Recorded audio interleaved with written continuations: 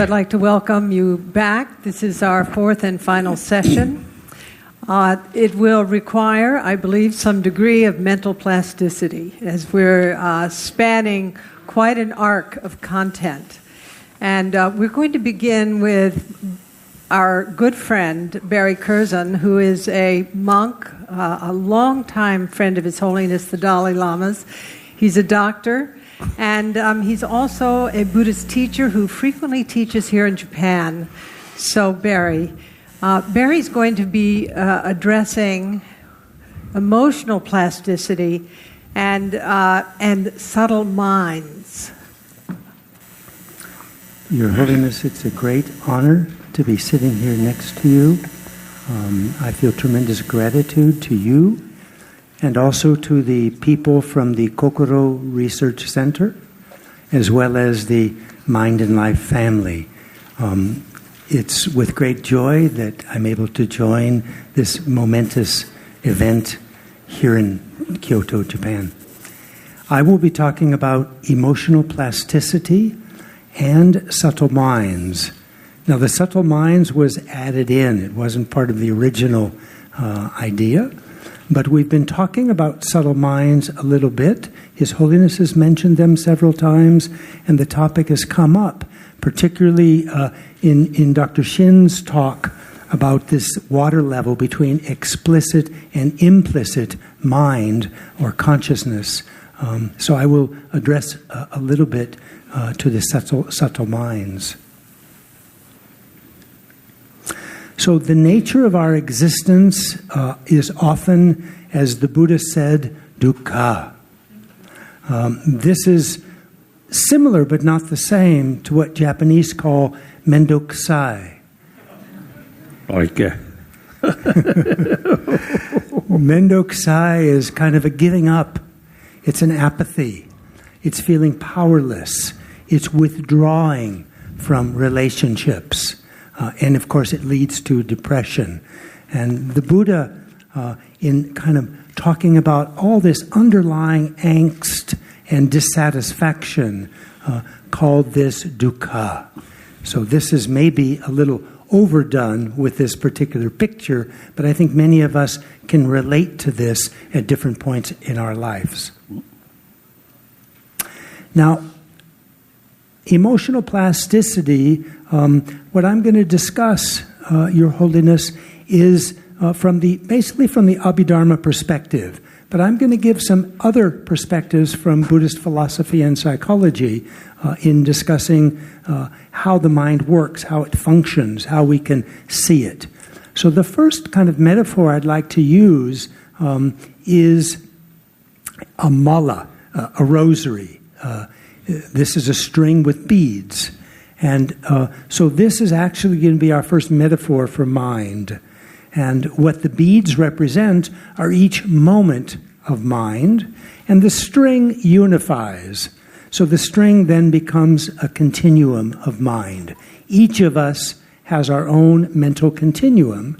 And since the mental events come about through a previous cause, and the cause must be mind itself, the main cause, not the secondary causes. Therefore, there's no beginning to this continuum. And there's a bit of controversy, but probably there's no end to this continuum, even after we attain Buddhahood or omniscience. Still, there's momentary change, but most likely each moment is the same, that is, the omniscient mind of a Buddha. So I hope this represents impermanence in Japanese. I didn't get a time to check it fully, but I believe it does. And I'm getting some thumbs up signals from the audience, so I think it's okay. The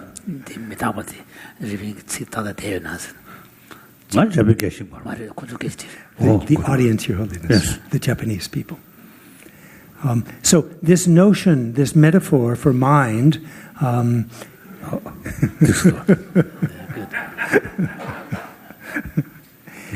Right word. I don't know. The metaphor for mind being beads on a string, then, first it begins to deconstruct the notion we often have of mind or consciousness as being one thing that's not changing. So already we know it's changing. Secondly, each of these beads is going to be a very complex cluster of different aspects of experience. So each bead itself will not be one thing. So again, trying to de-solidify our notion of mind. Now please understand that when I talk about mind, I'm talking about several words that are, in English, they're synonymous, same meaning. Mind, consciousness, head, heart, intellect, feeling, and in Japanese, ishiki, kokoro. All of these are included in when I talk about mind or consciousness today. David Bohm talked about reality, and more here is a physical reality on a very subtle level, but nevertheless physical reality as nothing more than events and processes. So this again begins to deconstruct the notion of reality as something that has an independent kind of existence separate from the observer's mind. And so this notion can also be applied to mind itself. And another way to express this is pratitya samutpad, which is dependent origination, which is the central focus of Buddhism, and is the flip side, same meaning, but little different expression of emptiness, the Buddhist shunyata. Now, mind, we can see, is divided up into basically two categories based on the Abhidharma schema from about 2,000 years ago, from Vasubandhu, Asanga, and others. And on the one side, we have this awareness, okay? Sometimes we call this primary minds. There are 6 of them. On the other side, we have kind of helpers that bring out the qualities of this awareness. And sometimes those are called mental factors. And some of the systems talk about 51 of these. Other systems in the Theravadan traditions are talking about, I believe, in the 70s. And I know His Holiness has had wonderful discussions with Paul Ekman to try to flush out maybe some further distinctions and further mental factors / attitudes / emotions / moods. Now, these 6 primary minds, awareness, the first 5 of them have to do with our senses. They're not our senses, but they're connected. They're actually mind or consciousness, but they're associated with the sense. So we have the visual mind, auditory, etc. These minds are actually directly perceiving reality. Okay? They're not conceptual. They happen in ordinary people for a very tiny fraction of a second before we start thinking. So these are direct perception, no language or thought intermediary between the mind and the object. So they're direct. The last one is what we call mental consciousness, and I'd like to say a few things about that, and then I'd like to dive in, if you will, we'll open a door into subtle minds and talk a little bit about that, and then I'll come back to this schema and finish. And hopefully I can do that in the next about 8 or 9 minutes. So the mental consciousness, as His Holiness has mentioned, has different levels. Probably there's an infinite number of levels, or at least very many, but we kind of categorize them into 3. Gross, which is the thinking mind, and then subtle, some of which is conceptual, some of which is non-conceptual. So some has thinking, some has no thinking, and probably some in between, minimal or less thinking.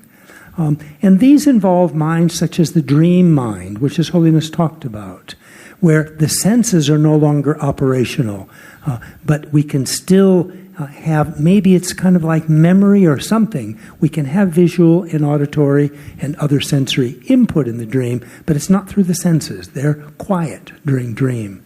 And then more subtle is the deep sleep state, where we're not thinking, it's non-conceptual. And then if we go even deeper than that, we get into this last category of most subtle. Now, these are very interesting because to access these and to kind of change that water point that Shin was talking about, that Shim Jojo Sensei was talking about, between explicit and implicit, sort of under the water of that iceberg he talked about of consciousness, we're now kind of trying to look at how we can actually change that water level to make more of the implicit mind become explicit. We can recognize it. And this is primarily done through study initially, but primarily then done through meditation. Now, the most subtle minds are non-conceptual and also non-dual. Non-dual in the sense that there's no awareness of a subject or an object. We just are that experience. Now, these occur naturally at the time of death, these most subtle minds. And we often talk about 8 of them, sometimes 4 or maybe 8. I'm going to present 8. And what they are is as we go through the dying process, first the physical body starts to lose its power. The solid parts, the liquid parts, etc., the heat, etc. And then the minds start to become less and less, more and more subtle. Okay? Until we get to the most subtle mind called luminosity or clear light in Tibetan Wuser. And this is the subtlest mind. And so what I'd like to do for you now is to go through a few slides that show a rough approximation of what the dying person would be experiencing as he or she is dying. Now, please know a couple things. One, as this process unfolds, most of us don't have much recognition. We haven't trained. But there are some people, yogis, yoginis, who train much of their life meditating on these deeper levels of subtle and most subtle minds. So what they do during the death process is they meditate on these minds sequentially, bringing in the Buddhist wisdom. And then they actually, have the experience of seeing, if you will, I use that in parentheses, experiencing these kind of internal experiences or visions as they're actually happening during the death process. Now, the way we can induce this during life through meditation is to also work on the complementary subtle body. And here this refers to the channels, chakras, and the energies that run within. And so as we can begin to be pliable with the energies so that we can allow the energies to come into the central channel, which normally they're blocked, thereby allowing these most subtle minds to occur naturally. They'll just arise naturally as these energies centralize. So let's go through, and I just want to show you some rough approximations of the internal experience of these 8 stages. The first one is mirage-like. So you can see here a picture of a mirage. And again, it's not that we're looking at a mirage, it's as if we are that mirage. Second is billowing smoke. Billowing smoke coming out of a smokestack, or this picture happens to be from a fire, smoke from a fire, but just moving, dynamic smoke that is often described as billowing, coming up. And then third is fireflies in a dark night, darting around, or sometimes described as sparks, like embers coming off of a log that's already burnt in night, where it's dark, and the wind comes up and blows the sparks or embers. And then thirdly is the flame. And actually it's a flame that's about to go out, so it's just a little bit flickering. And then the fifth one is like moonlight. Again, we're not looking at moonlight. It's as if we are that moonlight. And these are very difficult to describe using language because they're both non-conceptual and non-dual mental states. Hence, I say a rough, very rough approximation. And then like a sunset. Okay, we are like the sunset. These are incredibly subtle minds getting very close to the most subtle mind. And then complete blackness. Complete blackness. And then last is what we call wuser, or luminosity or clear light. It's an incredible clarity. At least this is the way it's taught or written. Of course, I have no experience. So I've kind of given a crystal to sort of give a little notion of clarity, extreme clarity. And His Holiness yesterday used the word also kind of like a reflection. Not an actual reflection, but sort of the experience of reflectionness, if you will. So these are the most subtle minds that occur at the time of death, that also occur during meditation with very advanced meditators who are bringing the energies centrally into the central channel. And if the meditator is able to combine this meditation at the time of her or his death with the actual death process, then we can that person can suspend or sustain that most clear light mind, the most subtle mind of clear light. And that's what we talked about briefly as tuktam, which sometimes is roughly translated as posthumous meditation, after death. Actually, it's not after death from a Buddhist perspective, but from a modern clinical medicine perspective, it's after death. And sometimes, as His Holiness mentioned, this can be 2 weeks, like his tutor, I believe, Ling Rinpoche about 2 weeks. And one of the previous abbots of Lhasa Ling Monastery, Gandatripa, yes, the head of the Galupa tradition. When he passed, he stayed, I believe, 21 days in this state. Now let's return to the more Abhidharma look, and let's look at these 51 mental factors. We won't go into much detail. I just want you to know there are Dr. Jimpa mentioned that there were 5 categories. I've listed 6. So 2 of them are afflictive. If you combine them, you get 5. So there's no contradiction here. Always present. These are always, moment to moment, they're always there with the primary awareness. And they involve intention, as Dr. Jimpa said so beautifully, just moving the mind towards an object. And then attention, kind of paying attention. And then recognizing the object. And then the mind, more than recognizing, it really contacts the object. And as a result of this contact between the mind and the object, feeling arises. Pleasant, unpleasant, or neutral. Then we have determining, which are also engaging the object, and these are very much related to meditation. So what's in this category are things like mindfulness, concentration, and wisdom. And then we have the class of wholesome mental factors, so non-attachment, patience, no harm, etc. And then we have the afflictive categories, those that rob us of our peace. So attachment, harmful intention, jealousy, things like this. In that list also is mental wandering.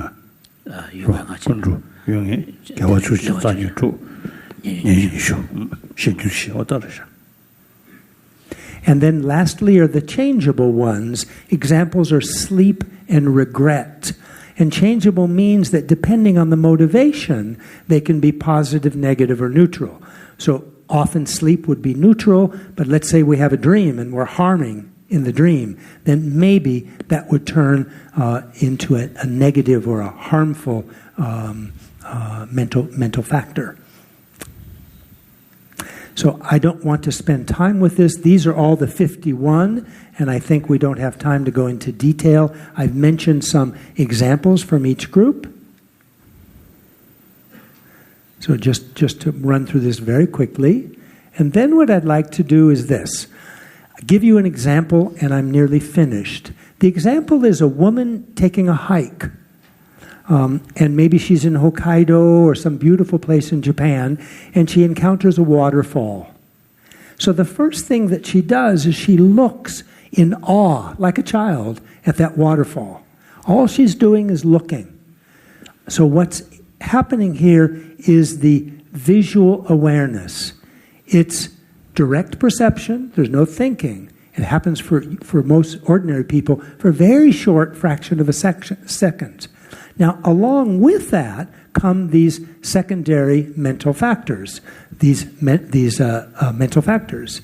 So the always changing, the always present are always going to be pink here. I'm going to give 3 mind moments, if you will, moments of mind. The other ones will be present or absent, depending on the situation. Then she starts to hear the crashing of the water, of the waterfall. So then we have a different primary awareness or primary mind. This is the hearing or auditory awareness. And it has, again, the associated mental factors, which will be different than the previous moment of mind. So you can see now beads on a chain. And then she starts to think, oh, what a beautiful waterfall. I'm so lucky to have come here. And then she thinks, where's my camera? So this is the mental awareness, the thinking mind at the gross level of mental awareness, and all of its associated mental factors, which will be different from the previous moment, except these, the always present, those will always be present with each moment of mind. I want to throw one last thing in. I think I'm just about out of time, maybe 1 minute left. And that is, I want to look at mind from a different perspective now, briefly. When meditators meditate on the mind itself, a kind of shineya, shamatha meditation, a single-pointed meditation on the mind itself, what they try to identify are the essential qualities of the mind, and then try to meditate on that. And what the essential qualities are, number 1, awareness, and number 2 is clarity. Okay? So these are not easy to find. You can't read about it in a book. You have to go inside again and again, and slowly you can make contact with these qualities of awareness itself. Not awareness of something, but awareness itself. And similarly for clarity. And then you can meditate on those qualities when you meditate on the mind. And so, for example, some of the 3 meditations that Dr. Davidson's group had done with the long-term meditators is to have them meditate on 3 different types of meditation, 2 of which were nature of the mind. One involved compassion along with nature of the mind, or with the nature of the mind. But 2 of those 3 were this kind of meditation on the nature of the mind itself. Thank you very much, Your Holiness. Thank you. Thank you, Barry. Dualistic such. Ninang such. No. The other non-dual such. Quality. Because Nisum have a subject. The Nisum have a subject. Quality. The Kasuri. Churching other theatre. Ninam have a subject. Also, this is the Yujian Xing Kuala. Yujian Nisum membership. Usually, membership. Membership. Usually, you have the Loshenshik Shevado, Lokarangi, usually Nisuna, Jangshed membership.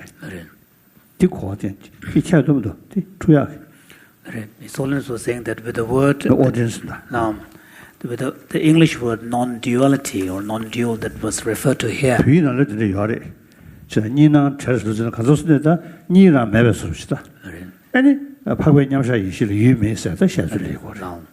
because the English word non-duality that's being referred to, that's something that we need to think about, because in the text one talks about the quality of the mental state where there is no subject-object duality.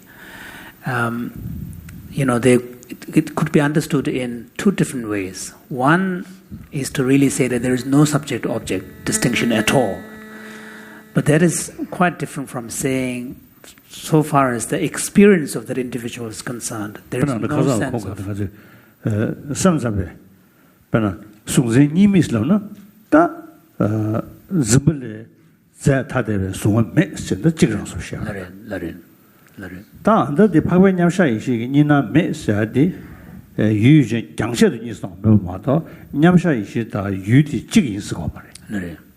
So, in reference to this, actually, Jay in his presentation talked about the Yogacara standpoint, which rejects any subject-object distinction and duality, and ultimately it really collapses into subject.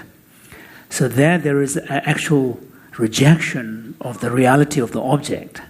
So in that context, non-duality really is a sort of an objective statement of no distinction between a subject and object. But then non-duality... 야 유전 매매 아니나 다 자식사야. 근이직 유타데도 매가 주죠. 유타데. So there is no separate. 또 시변 낭사점. So the what is perceived as object is nothing but the projection of the mind, perceiving mind. So essentially same. It's the same substance. But then the word non-duality can be understood in another sense, where you are not making an objective statement of there being no distinction between subject and object. So, for example, in the Madhyamaka tradition, for example, then the non-duality is really description from the perspective of the individual meditator. So, in that experience, there is no felt sense of there being a separation between an object out there and subject here. But that does not mean no two things. So another consciousness, another mind can say, now I meditate on shunyata. So two things. So from a third person's perspective, third person, third person's so the individual, the same person, could use a subsequent mental state then to identify in that moment there was an experience, but there was also an object. But in the moment itself, there is no felt sense of separation between the object and subject. So these kind of distinctions need to be kept in mind. And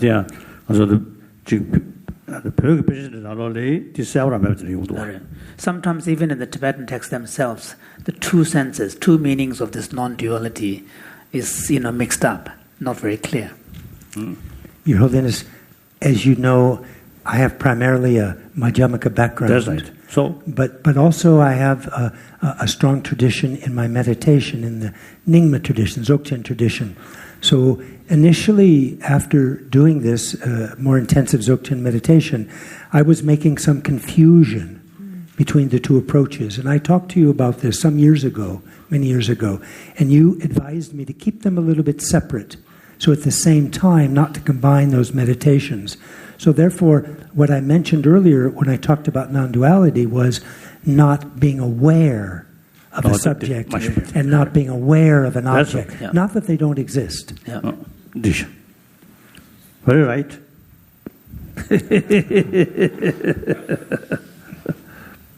So audience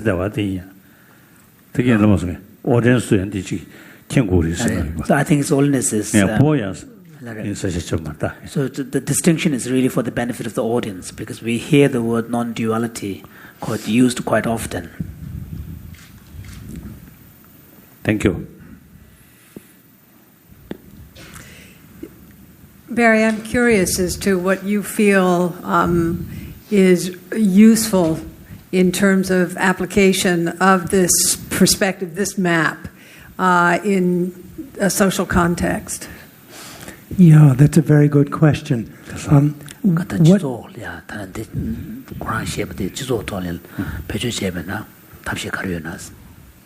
What we're doing in this context is looking at mind or consciousness from very different perspectives. I've kind of delved into it, so it kind of a little bit like the micro world, if you will. And other people are putting this in a cultural context, in an educational context, a social context. So from different vantage points, maybe larger, if you will, or more, narrow in that sense. So to bring this out into a social context, I think we can recognize how the mind works, and the fact that the mind is changing to moment means that it's pliable, it can change, it can transform.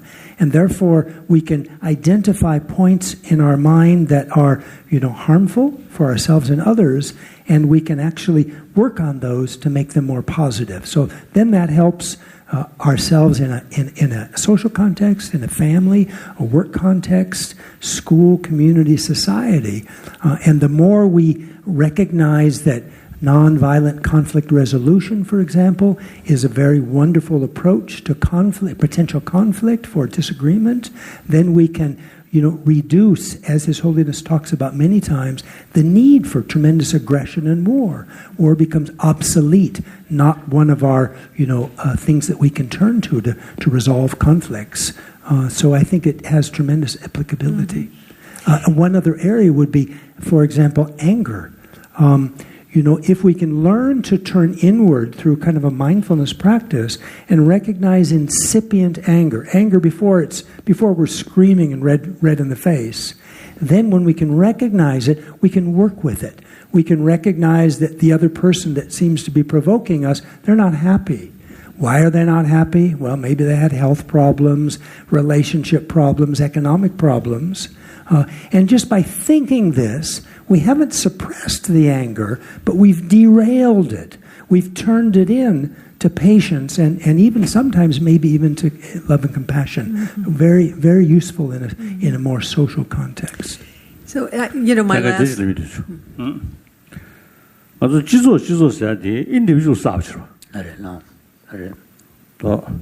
So generally, actually, when we talk about the relationship between individual and the society, in the end, society is also a collection of individuals together. So when we talk about humanity,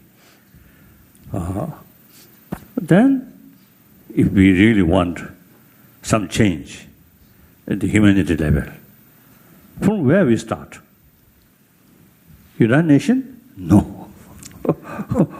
Or each country's government? No.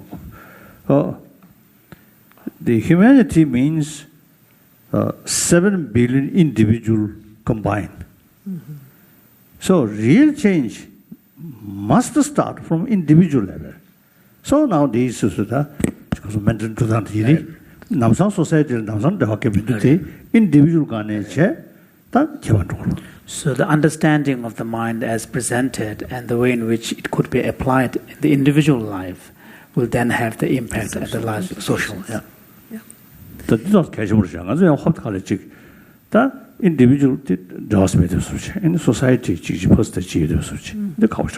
So unless we take that into account, because then we feel that we can't do much unless society changes. So that's an important point. I'd love to ask you one more question that just has to do with the categories. There's a vocabulary of mental processes that are articulated, 51 in this system, 70 in another system, and yet His Holiness and Paul Ekman were surfacing, it seems to be, other mental processes which weren't articulated in the Abhidharma texts. Are we seeing an emergent process in terms of the articulation of mental experience through science? Again, a very wonderful question. It also may be glumpers versus splitters. Uh-huh. Sometimes we can take things that look, multiple things, and some people will say there's 2 categories here. Other people will say there's 25. Mm-hmm. So there's that part. But I think what's most important are not the numbers of these individual attitudes or emotions or moods or ways of life or thinking, but rather when we go a little deeper into each one, and Dr. Jimpala and I were talking about this earlier, then the richness of each of those begins to unfold. Mm-hmm. We didn't really have the time to do that fully here today.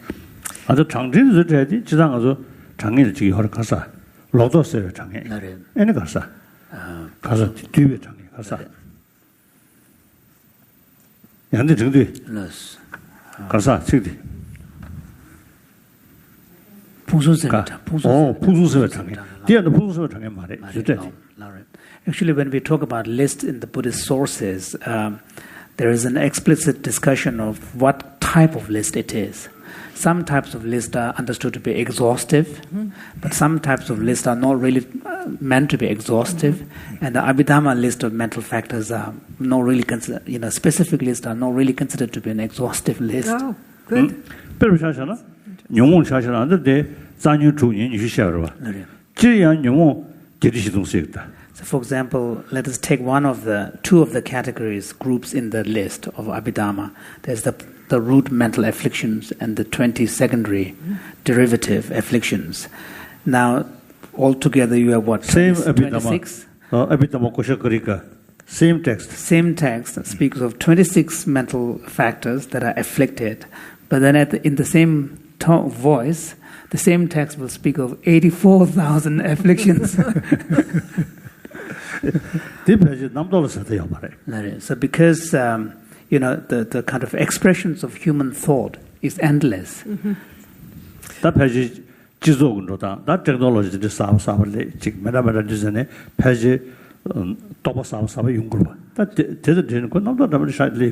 So imagine, as society changes, the cultural environment changes with new emergence of new technologies, one could also imagine emergence of new kinds of thought processes.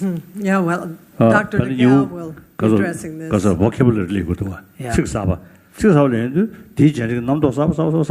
Because we know for a fact that, we create new words. And in language, the vocabulary keeps expanding. And along with those new nouns, names, comes concepts and thoughts that go with them. Mm-hmm. Wonderful. Barry, thank you so much. Truly.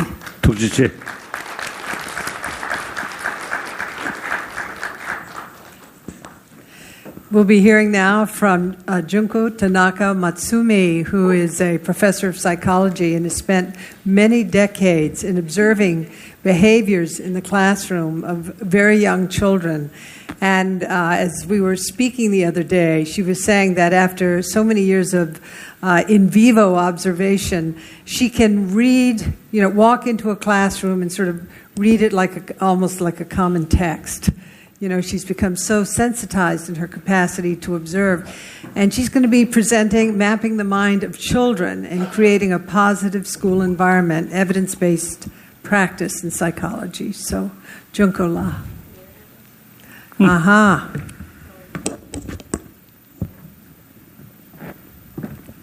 Yeah.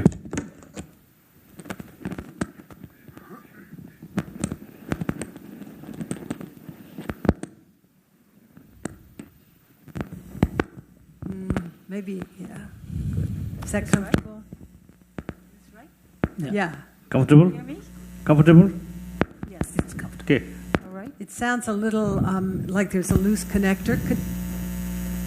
That's Yeah, fine. Can I you hear think me? that the Okay. setup is not a good one. Let's change your mic. Yeah. Change my mic. Yeah, change your All right. microphone. We're going to change your headset out. It sounds like it's...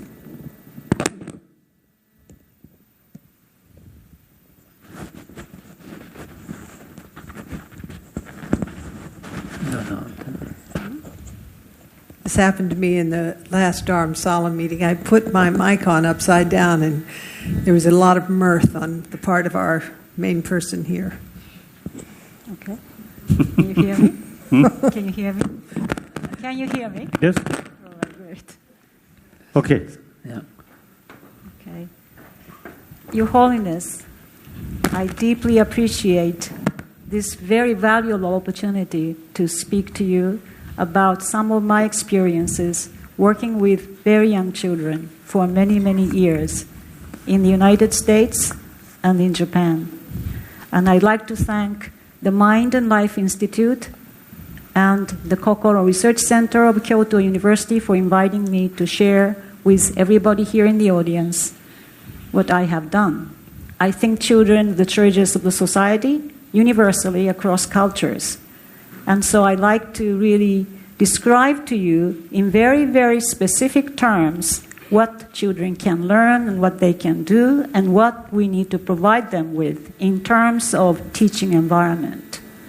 And my title more or less reflects what I'll be talking about. Mapping the mind of children, for me, includes very close observation of children in everyday life context.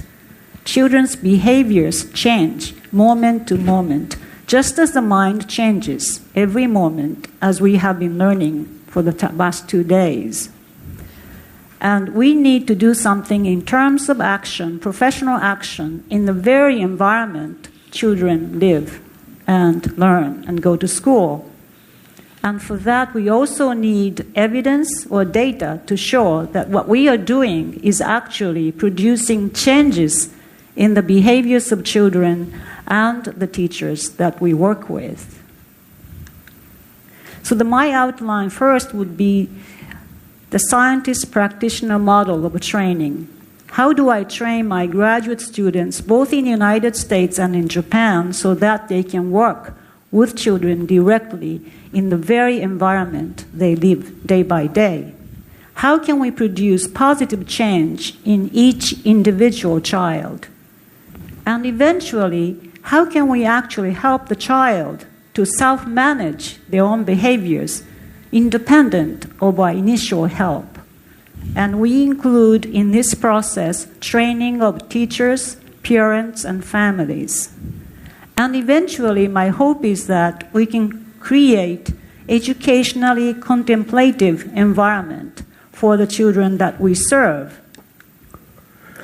Currently, Japan has experienced tremendous changes in values, from homogeneity, everybody's the same, to diversity. We have all kinds of children in the classroom. Our classroom size is still about 40 children in some schools, and with one teacher. And even though the teachers are working very hard and they are very competent, as John said today, this morning, it's very difficult, one single teacher, to do it competently and comfortably. They are stressed. I have two themes here. It seems contradictory that Japan is, let's look at this one first. According to the world record, Japan ranks second in terms of performance in science application. These are the tests done every 3 years, and Japanese high school students are ranked the second.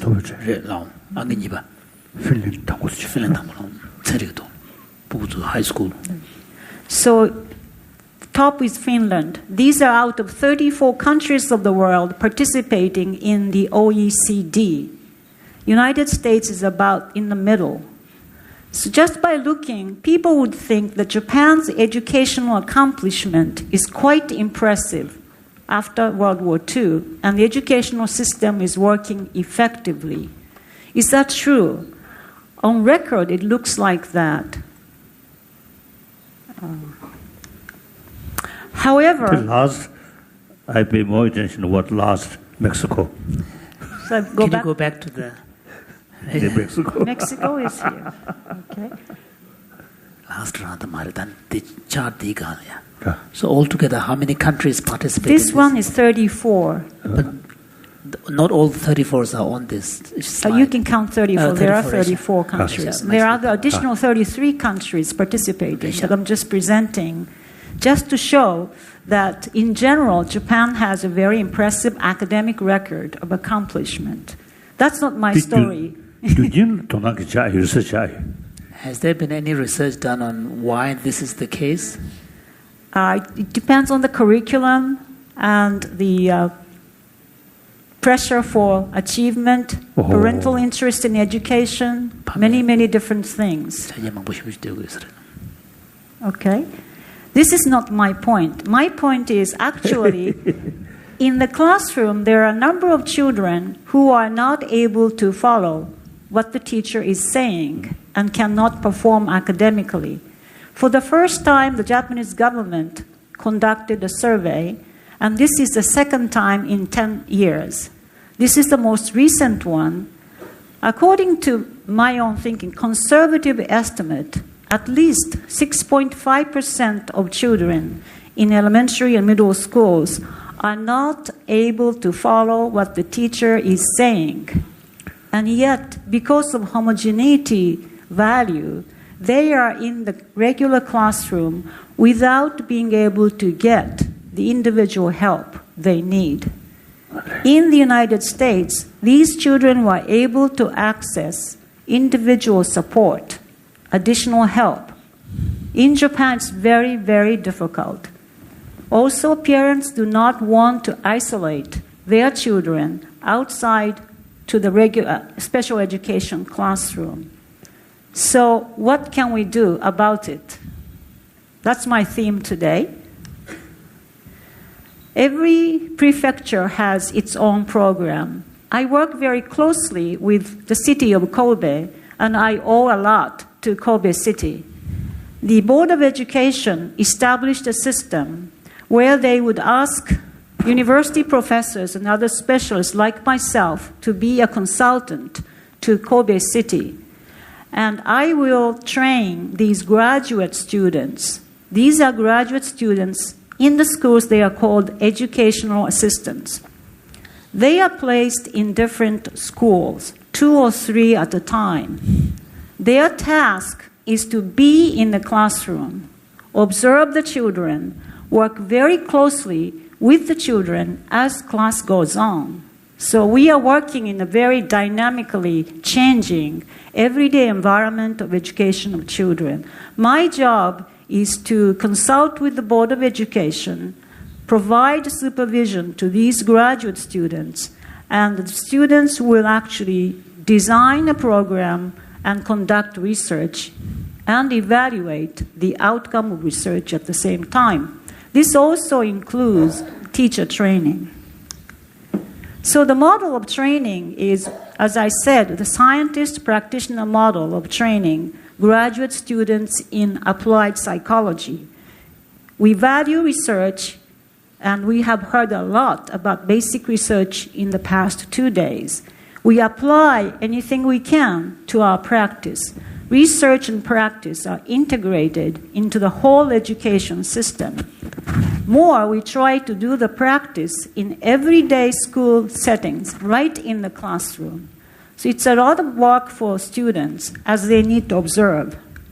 The first thing we did is to see how many students actually needed individual support in each class. And as you can see, these are the number of students who needed different amounts of help, 9 or 10, certainly more than 6.5%, which would account for 2 to 3 students per class. So we needed to see what problems they have within each school. We then did direct observation of the behaviors that were not in line with the curriculum, that might interfere with classroom activities. If you can compare the red bars with blue bars, red bars represent students who needed a lot of support, and blue ones not so much. I have marked in red those particular behaviors that were prominent, such as poor posturing or incorrect response. They raise their hands, but they are not correct. Or non-compliance, not following instructions.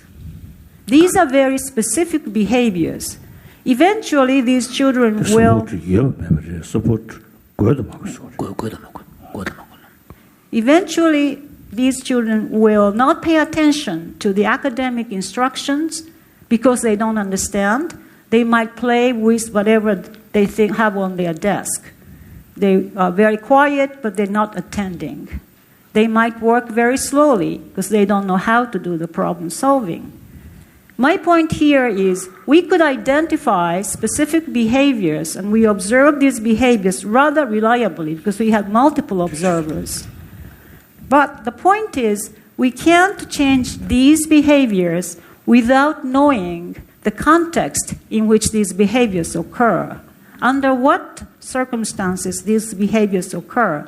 So we adopted a method of observation which we here call contextual monitoring or observations of children's behavior. Here is a behavior that might be out of control, like getting out of seat. You can't reduce this behavior unless you can point out under what conditions does the child leave the seat during class, and what happens? What does the teacher do when the child is out of seat? Does the teacher punish the child or say nothing to the child? Depending on the consequence, we can predict whether the behavior will increase or decrease. My point here is, for every behavior we see, we need to understand the context in which these behaviors occur, and this involves direct observation. So here, let me show you one example of a child who was quiet, who was very quiet, but when the graduate student observed the child in the classroom, this child was in first grade, quiet, but whether or not the child was on task, listening to the teacher, doing the task or not, varied tremendously over days. This is consistent with what Richie Davidson was saying, variable behavioral frequencies. Here, we try to provide additional support individually to the child by prompting the child what the teacher said. And you can see the increase in performance as a result of providing little additional help.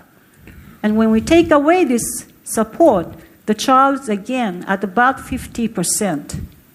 In this class, the average was about 85% for other children. So here I want to just point out, children's behaviors are highly variable as a function of environment.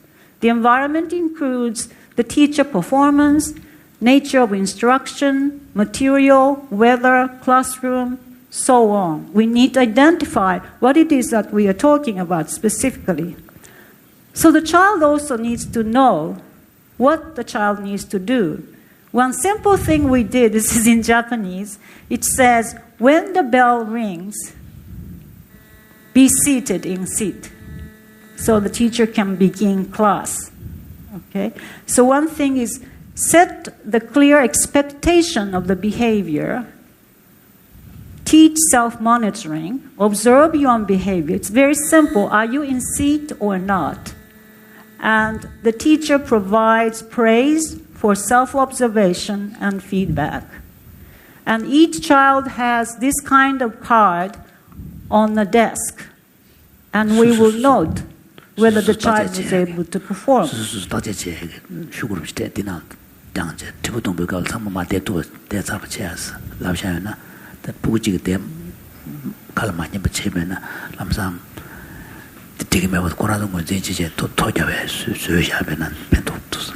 Because simply telling the child to be seated is not enough. They need practice, they need feedback, and they need very specific cues to remember and see. And when we ask the child, what do you want to do most? My point here is half the children in the Japanese schools listed academic behaviors. This means they are motivated to do well, they want to do well, but they may not be able to perform due to many, many factors. Okay? So I will skip here, but one of the things we try to do over the years is to pay attention to specifically expected behaviors for each class, teach the child to observe, record, and provide plenty of support, praise, particularly to young children. We're talking about first to third grade most of the time. This is another example. When the bell rang, these are the numbers of students who are not seated in first grade. Out of 31, for one particular class, 6 students were out of seat. If you were a classroom teacher, this means you can't get your class started. We actually timed how many minutes it took the child to be seated and the teacher to begin. So these behaviors are also very highly variable. What can we do about this situation? Here you can see about class 34 through 55, children were seated with a very simple procedure of telling them what it is that they need to do, provide them with feedback. This is just one simple example, paying attention to yourself and thinking, learning that it is important for us also. Okay? I'm not talking that this is a particularly important behavior. What I'm talking is that for the child to observe himself or herself and paying attention and getting reward for what the child is doing is a very first step in learning in group orientation, in a classroom setting. Okay? This is my mostly final slide. And I just showed you these two parts here, just to see that this self-monitoring procedure is working. We took away the monitoring card. We returned to routines, and children began to get out of seat. So we learned that perhaps this particular intervention was working to produce the behavior change in this particular classroom. And therefore, we implemented this very simple procedure over days. And so this took from June to December. It's a very simple thing. And when the behavior becomes automatic, we don't have to do it every time. And most likely, this behavior will generalize to other settings. I will summarize what I think is very important. To help the child in the everyday life context, we need to observe the child in everyday environment, not in the office, not in the clinic, in the everyday environment of the child. We need to assess what the child can do now. What is or her strength? We need to develop positive behaviors in very small steps so that children do not fail. Those 6.5% of students have already developed histories of failures in Japanese schools. We need to reverse that process by giving them tasks they can manage and get reinforcement for those. Eventually, teach self-observation of their own behaviors, which I think is a beginning of self-control, and praise the child for self-observation. So my conclusion is, mapping the minds of children is really an interactive process with the environment and with the observer. Child cannot be on his or her own in isolation from the context. Secondly, behaviors are very highly variable across situations. And therefore, we need context-specific methods of observation. We've talked about calibration of the methods. We do reliability checks by training multiple observers in the same classroom. And some of the data that I've shown you today may show that research and practice are both very essential parts of the holistic training of professional psychologists or applied psychologists or other professionals working with young children. Thank you very much. Wonderful. Wonderful.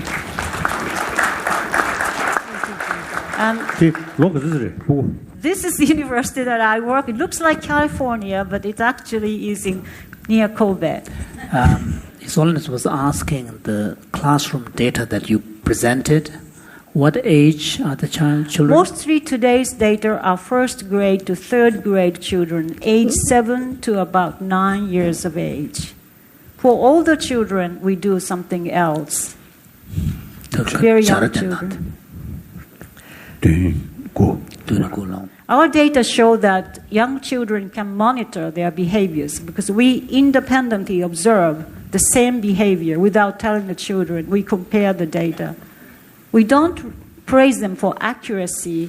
We praise them for paying attention to their own behavior and learning to pay attention.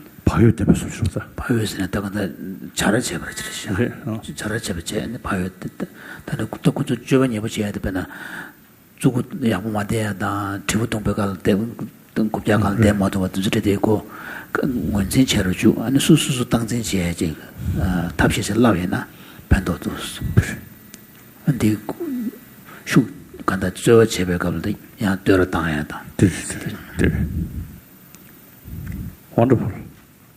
I have one question for His Holiness. My question is, what role does behavioral training play in the education of young children and mapping of their minds when you teach young Buddhists, whether they're children or adolescents? I have no experience. I have no experience to teach children. Right.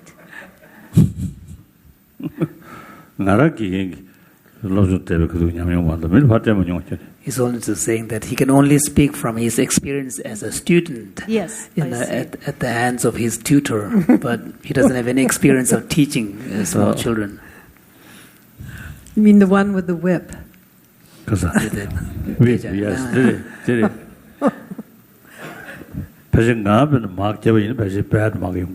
Solins was saying that if he were in that classroom that you were observing, he would be one of those spikes.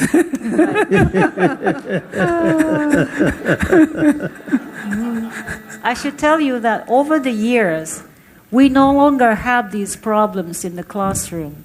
We ourselves graduate from certain school A, school B, and school C in a few years, and the teachers can continue to do what we did for them or with them. Then we move on to another school.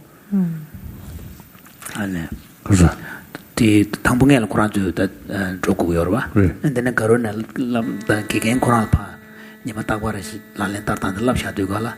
가로치네 랍르티 나로를 고란주 내가 찍고요 말했어. 기겐 저 겐케제 고 랍르 당기 딕침 콘도 차제. 랍르신 다젤 랄렌 따도야 고조에 기바도. 저도 아메리카 내가 저 아메리카 그러시죠. So since you have experience of working in the States as well, so how does this compare with data from the States? In terms of types of behaviors that I observed in the classroom, not very different. But in terms of availability of support, I certainly think the United States provides much more funding, much more professional support for each individual child. It might reflect what some of the things that Dr. Kitayama was saying this morning, cultural practices.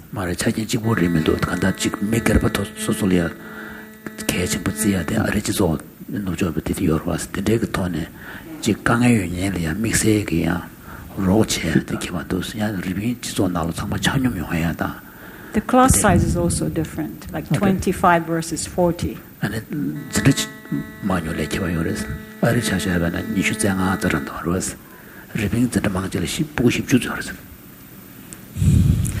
Wonderful. Junko, I'd love to ask you a question that has to do with what you're observing appears to be behaviors associated with attentional capacity. Partly, yes. I'm curious about the affective dimension.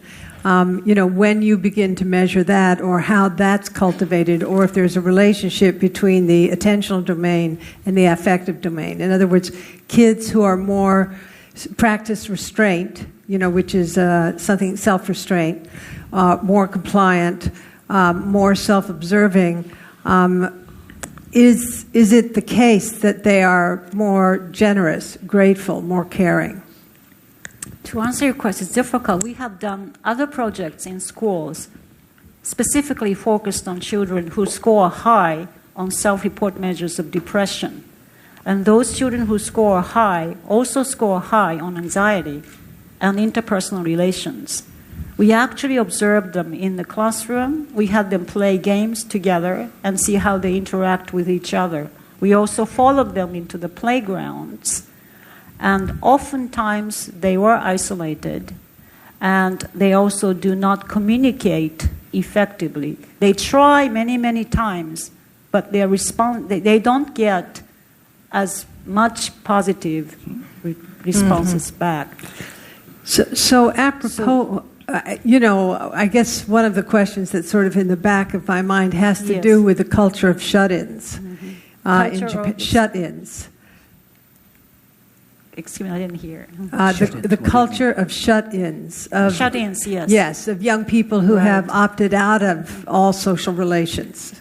It's a very significant problem. Actually, we have another project in Kobe City consulting with agencies serving adolescents and older. We just started that project this year, and we actually train in communication at home.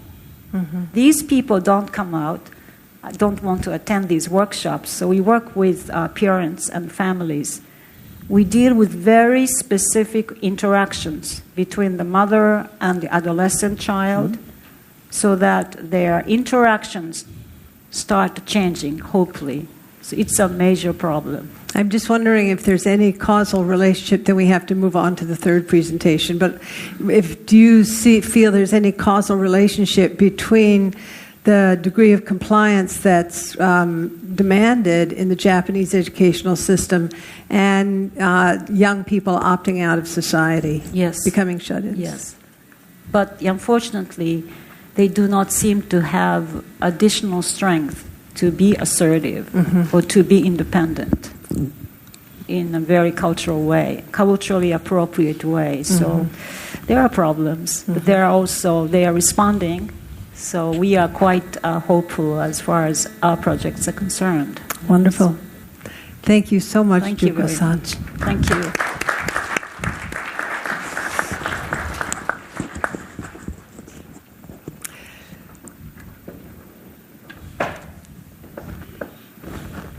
So we'll be hearing from Dr. Makoto Nagao, a very interesting presentation related to robotics and artificial intelligence. This is kind of jumping in a certain way into the future, but Dr. Nagao will be exploring communication between robots and humans, which is probably going to be a significant part of our future, and how mind mapping is necessary in order to engender that kind of possibility.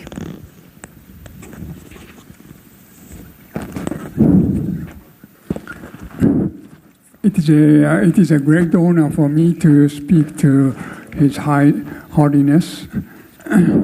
I am a computer scientist, and you may think computer has nothing to do with mind problem.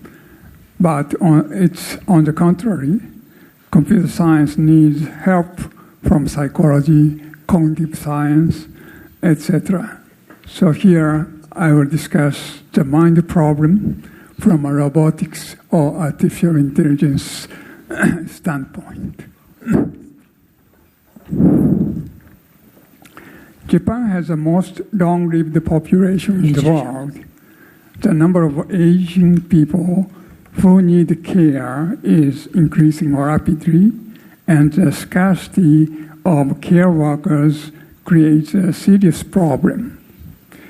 There is a strong demand for a variety of caretaking robots. At present, a robot that can manage everything like human caretaker has not been developed. Only a robot that can enact a single function has been developed. Robots must understand the needs of the patients or aged people they are to help.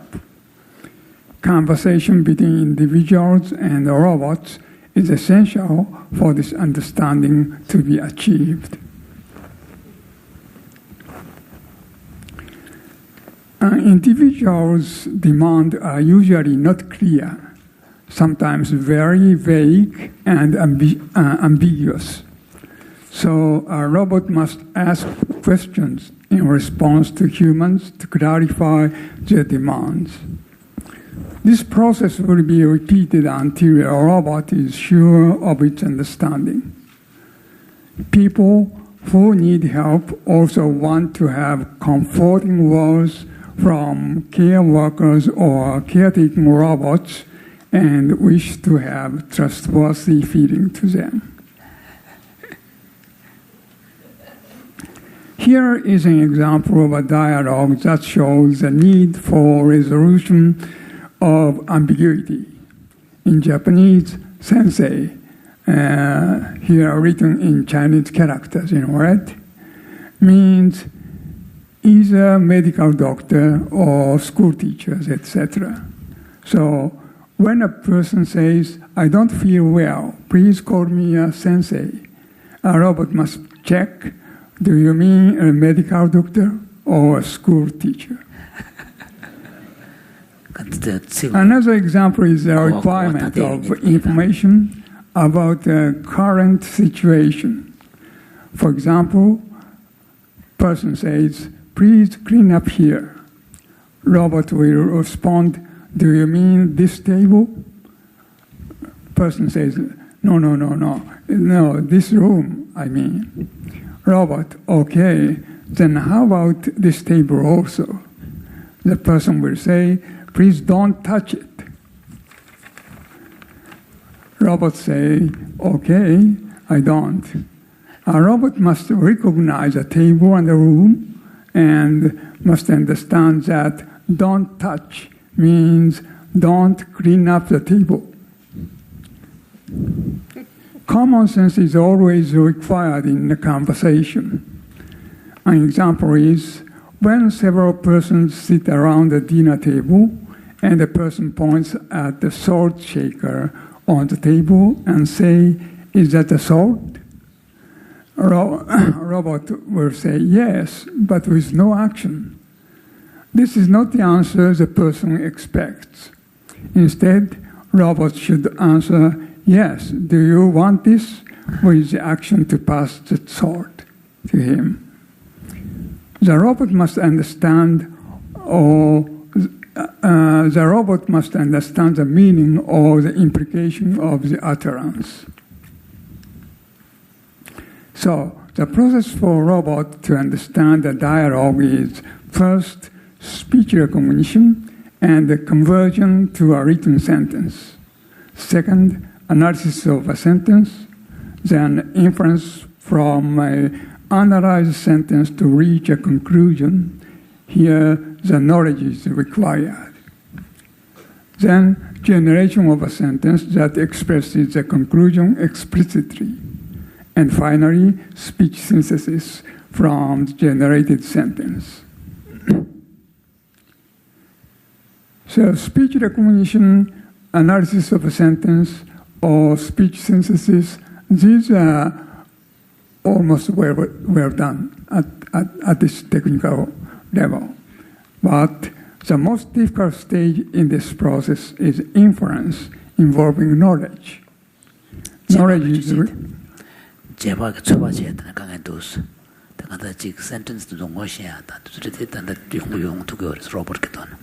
Knowledge is required for dialogue. Here, knowledge includes dictionary, encyclopedia, common sense, daily news, information about the current situation or personal data, and so on. Inference process is based on this knowledge.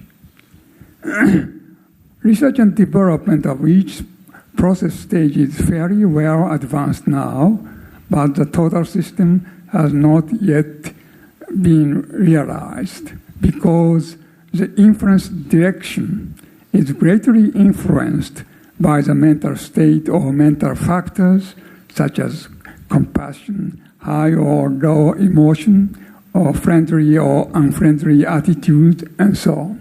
So it's very, very complicated. Now, here is an example of computers using knowledge and inference.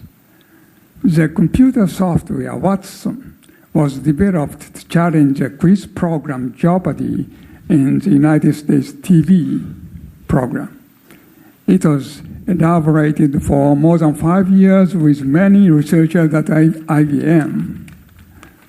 The software defeated the Jeopardy champion in 2011. It accumulated knowledge and information equivalent to 1 million books. Powerful inference was made using a supercomputer. This experience will be applied to question answering in medical and nursing services in the near future, the IBM declared. But the inference process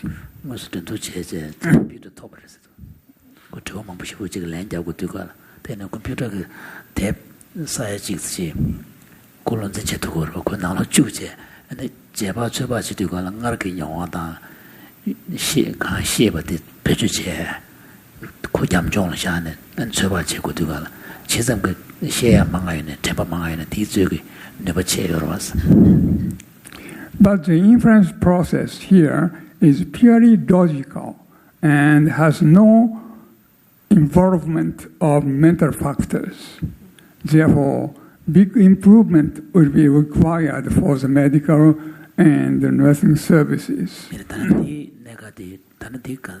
Logical tanyajimatoine, make you much of it, Choba Chebegalia, Kapta Dunje, Panango, Lunglando, Lamendo, and never you them, Mambuji, Kuyuji, Naloya, and Lanja Patu Devachi, was the computer design and the Chetu Maris.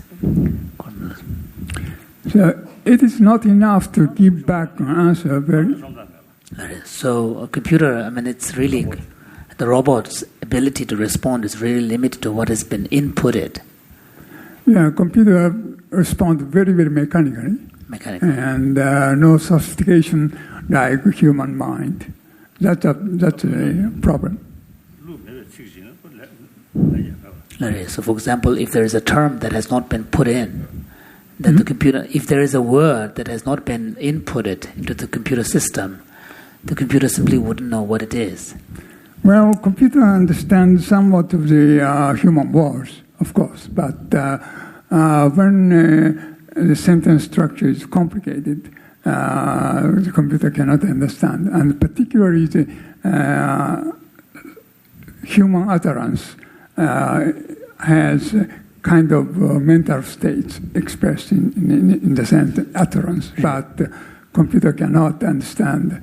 Computer cannot realize that kind of thing. So it's a problem. So it is not enough to give back an answer very mechanically. An example is, a person says, "I'm thirsty." A robot passes a glass of water without saying anything. That's not enough. It is necessary to convey. So, for example, like you have a robot caretaker and you ask for a water, and if the water happened to have a fly in it, what would the what would the robot do? Well, and so, what about if the person says, "There's a fly in this. Why aren't you taking it out?" So, how would the robot respond? Robot probably has a very precise eye camera, and will find out some irregularity in the water. And sorry to the camera means to was the robot can milias camera na jesuje. The antenna tamara the yumet sabache to egg. The on 2 meters. So the robot must apologize for that. But what about if you complain that the water doesn't smell right? Well, nowadays there are a number of researches about smelling, and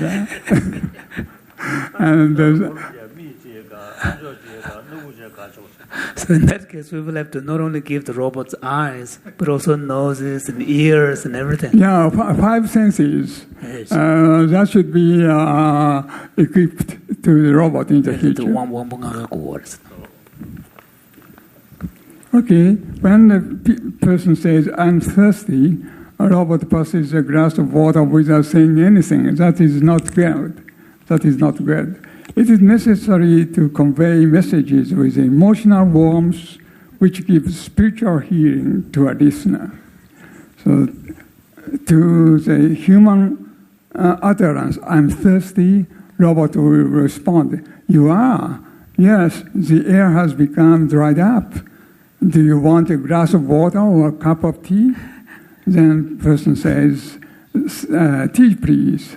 And then robot will add, as they was, "How about another cup of tea," etc. With this kind of a sympathetic dialogue, a person will be satisfied and will put trust in the robot.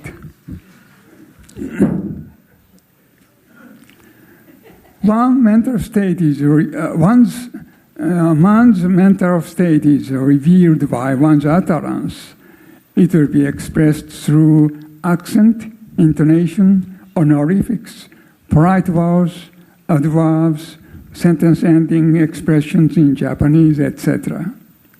There are different expressions for the same demand, such as go away or go there, could you go there, or may I ask you to go there, etc. The expression is influenced by the environment and is context dependent and also culture dependent, of course. All these expressions involve and also imply emotions. Humans can easily discriminate the sophistication in these variations and recognize a deeper meaning in the utterance. But the interpretation is always influenced by the environment and context and culture, and also by the human mental state. So, we have a question: can we create a computer dialogue system that can interpret the state of someone's mind from an utterance?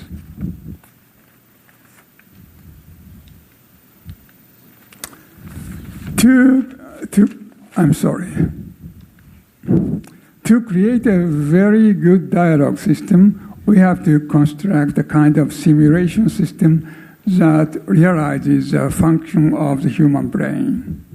Until the function of the human brain is clarified, we have to construct a dialogue system that functions similarly to the human mind by extracting a variety of factors from human conversations, some of which I referred in the previous slides. We, the computer scientists, need the help of psychologists, cognitive scientists, and others for the model building of the mind function. For example, he mentioned about there are 51 or 70 factors of the mental state. Probably they will give us good suggestions in model building. Now, the Turing test is famous in computer science. It was proposed by Alan Turing in 1950.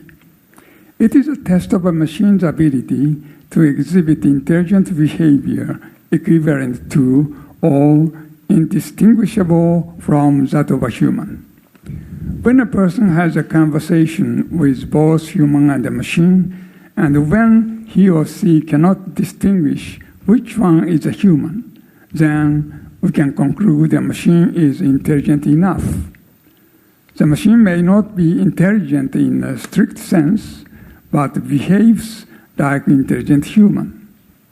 If we can construct a software system that passes the Turing test, one can say that we have constructed a human mind functionality in this software system. There are at least 3 approaches to understand the human mind.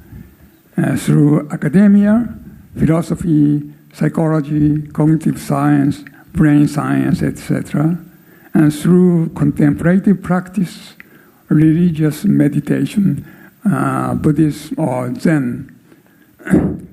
From a functional standpoint, through a computer dialogue system, I think. By the way, in an applied sense, there is a high demand for robots that can understand and serve individual needs in hospitals or etc. So demand for such robots will create a large industry in the future. So, if we can construct a computer dialogue system that can pass the Turing test, its internal software mechanism will be a kind of answer to the question, what is a human mind? It is an indirect way of mapping the mind, I think. Thank you very much. Oh.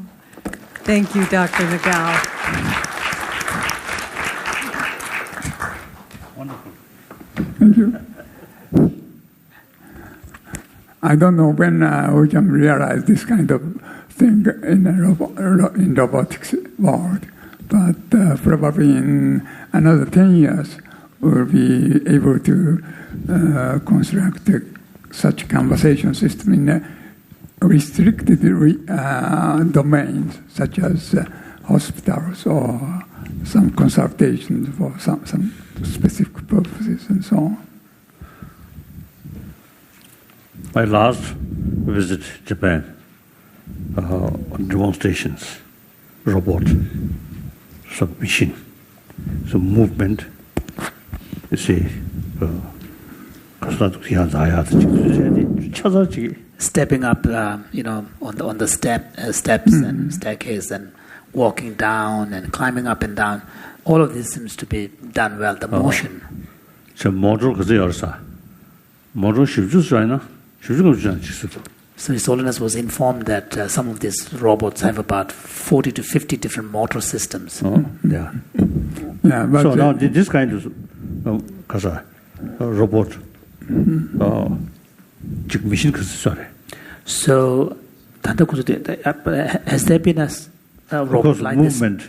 Something. Then the million book information capture. Did the condition computer? You mentioned this Jeopardy test. There was a machine, a computer that has a memory of about 1 million books. Yeah. Is that a robot? Yes, a kind of robot. I can say. So, but the inference in that case is purely logical, mechanical. The process is not based on the kind of human heart. Yes. So His Holiness's question is that in the robots that are moving around, clearly you need motor systems to allow those mobility. Technology. But for the kind of artificial intelligence type robots that you're talking about that would respond cognitively to some of these dialogue situations, what kind of machines would be needed? Is it just a computing power? Well, not only the computing power, but also the we have to have a good modeling of human mind actions, functions. And for Jeopardy of IBM, always gives the same answer. It's mechanical and static. But in human case or robotics case, the environment will change. And so always the answer comes in different ways because the knowledge and situations are different. So His Holiness's question is, so for the motor, you need different motor systems to build in the robot. So for this kind of artificial intelligence work, what kind of physical things do you need in the robot to allow this, to facilitate this? Well, that depends on the circumstances or the purpose for use. For example, for extinguishing the fire, then robots should be designed in a specific ways. And for the radiation, nuclear power radiation, then it's nuclear radiation usually robot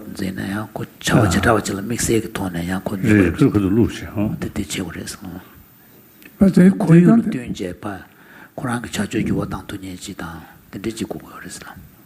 But in all cases of the nowadays robot, they don't have any such warm-hearted function. That is a problem. So when a robot is used for mechanical environment, that's okay. But when robot so Solens was saying that, of course, a robot won't show you an affection, but at the same time, a robot will never be angry towards you. That's good. So robot will never be a troublemaker. So very good, useful. And no need payment, because you see, no need food or sleep or bed. So just buy the robot and keep there at least several years. When a robot, so save your money. And no longer any trouble. Daily routine, you see, the robot can carry. But when a robot is to be used for human help, then robot must understand the human mind. That is the essential point, I think. 그래서 이제 발로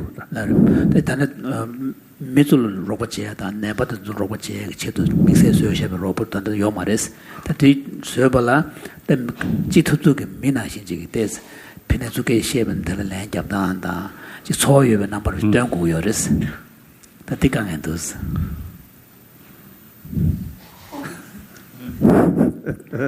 더 당근에 리미테이션 열상단 야가 없다.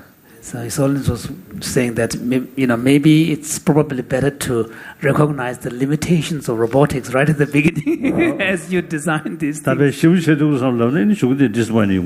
because if you expect that it will be able to do everything, then there will be disappointment. Oh, wonderful! Technology is really wonderful, really wonderful. Thank you very much. Really miracle. Roya, that's a miracle. Yeah. Thank you. Thank you.